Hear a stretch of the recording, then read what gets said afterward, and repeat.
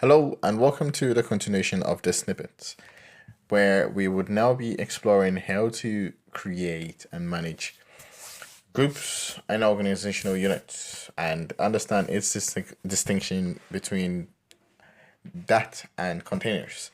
So containers mostly are system built, and I was trying to show you an example when I was explaining in the theory previously, but I didn't have the server running. But now that I have the server running, now all these yellow icons, I call them folders to be honest, because it's just like a folder, a file explorer.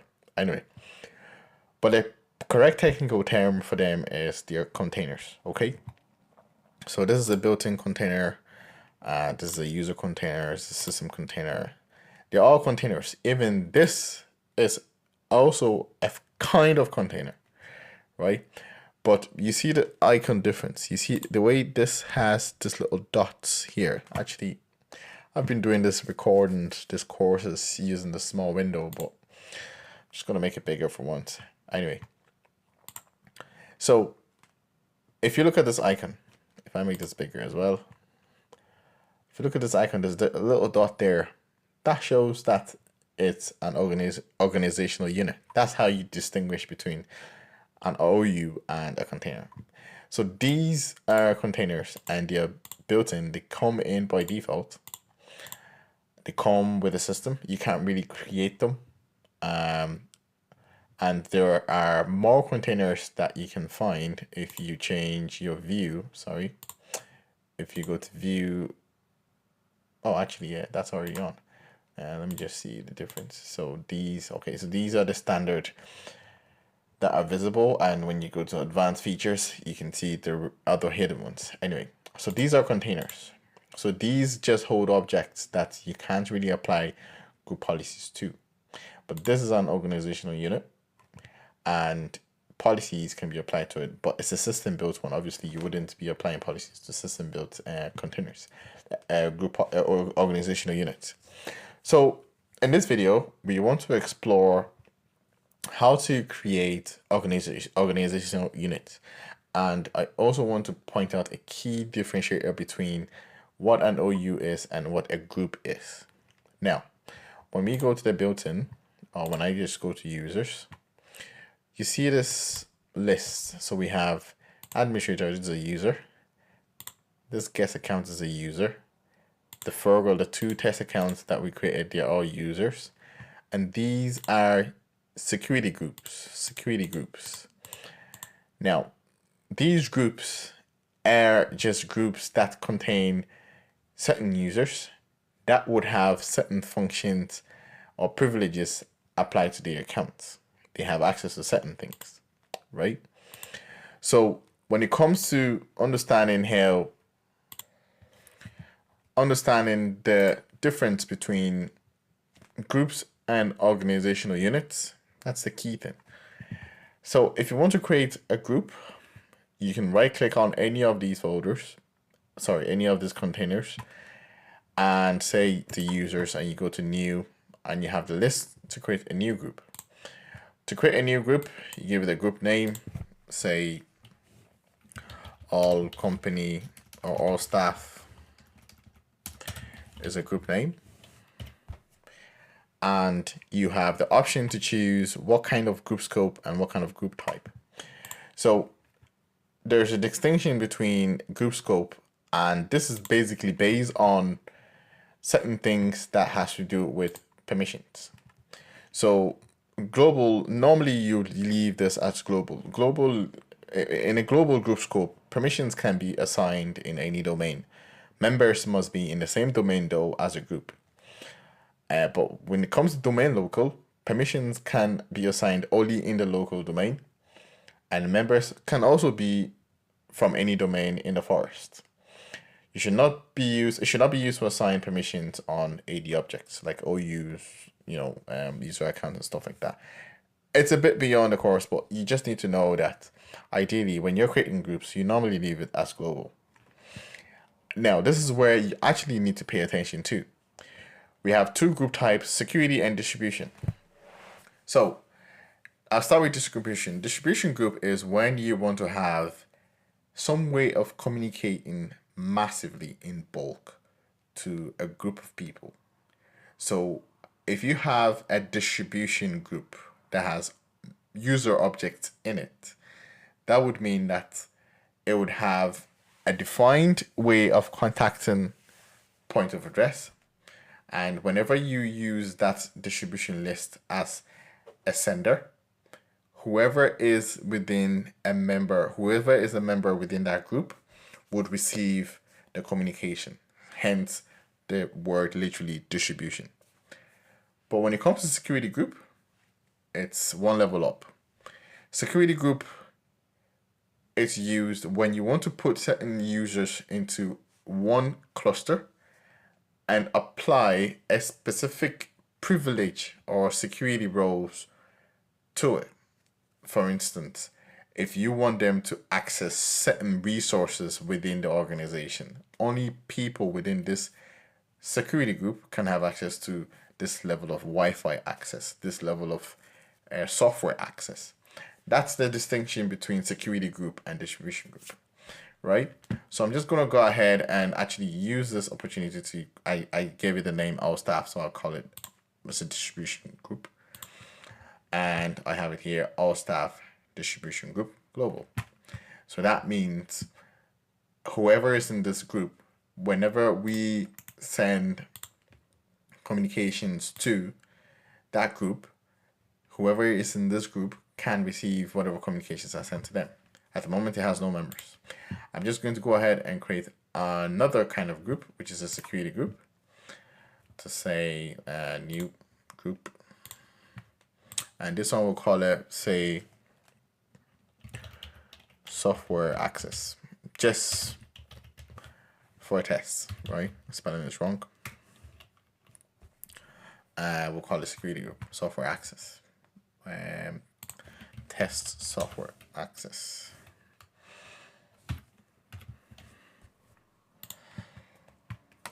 Right? So that's how you create groups. Now, the difference is that when you create a group, it appears within a container. With OUs, which is a different high level of kind of grouping, when we go to new and we create a new organizational unit,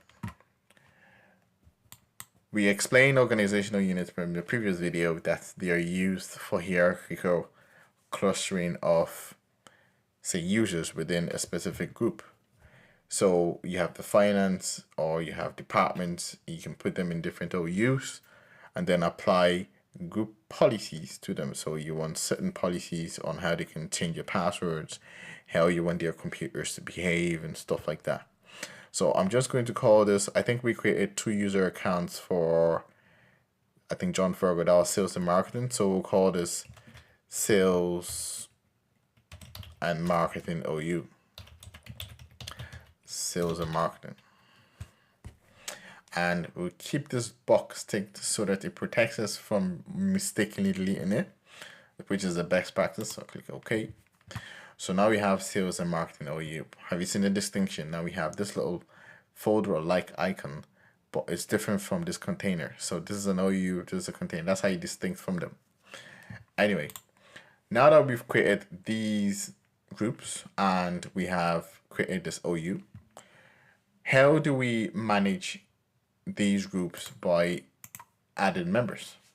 So to add members, you can do it in several ways. You can go to the OU. We'll start with the OU. No, let's start with the group first.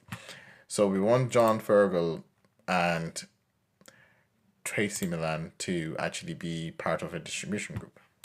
So you can right click on the account, go to properties, you go to member off, and at the moment, by default, they are part of this group.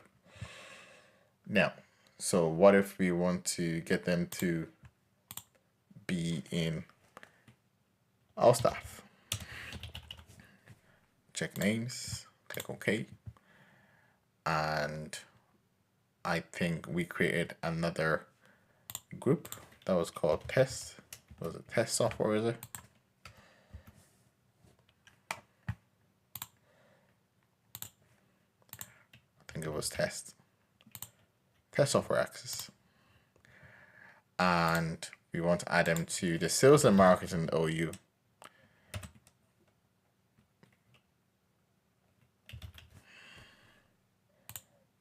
That wouldn't work.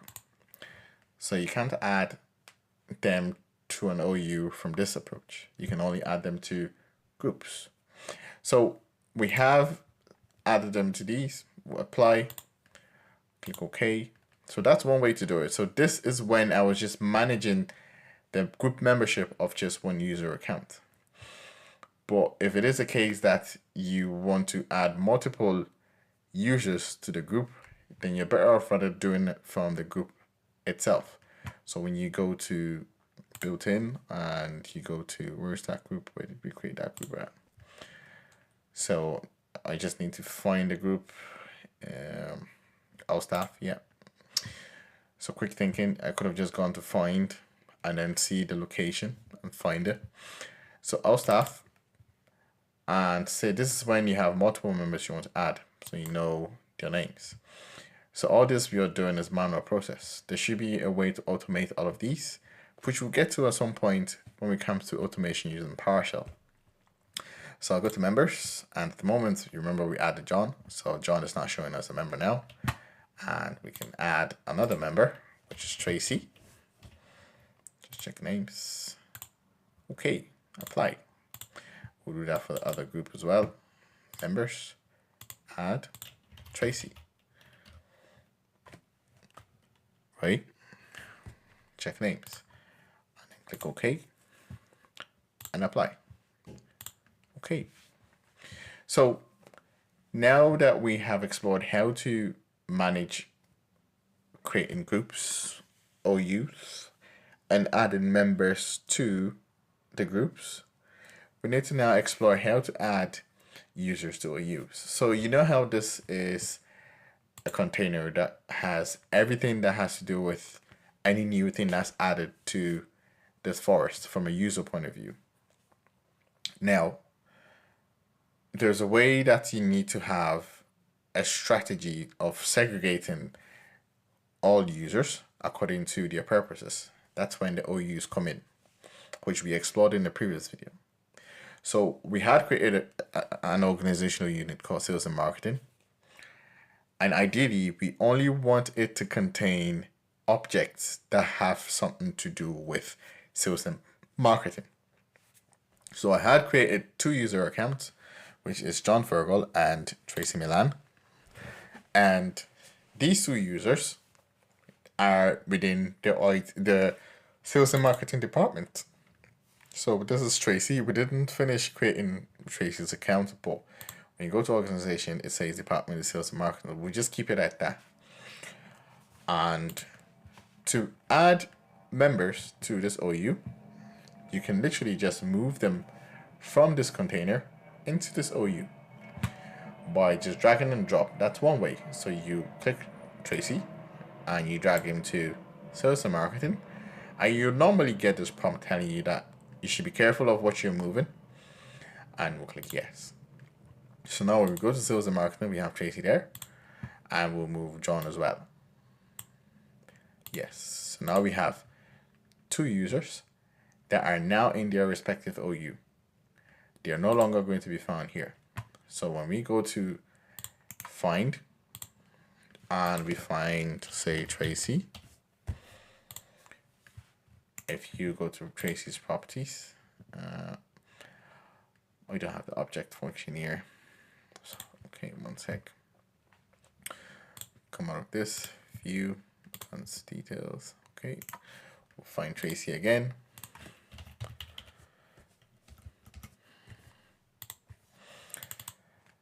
And it's now showing us that she is now in the sales and marketing OU.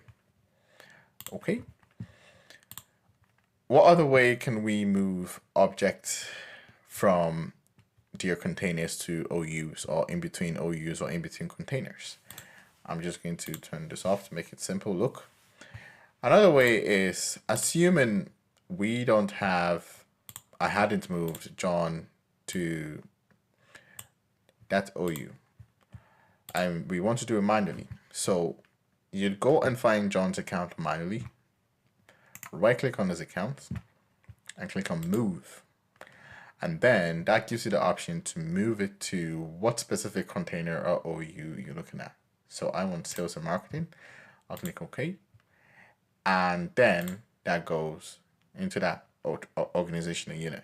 You realize that when I did it that way, because I know exactly what I was doing and I manually chose it, I didn't get the error that gave me, are you sure you want to do this? No. So that's what happens when you tick that box to protect deleting and stuff like that. So that's all to do with learning the OUs. And so we explored how to create the groups, how to create the OUs and move objects in between. And just bear with me one sec. This is really bugging me. I'm just going to manage this account and make it enabled. So I'm just going to apply and we'll give it a job description. Sales executive. Yeah, just for now, right? Because I hate seeing empty spaces like that. Anyway, that's all for this video, and I'll see you in the next video. Thanks.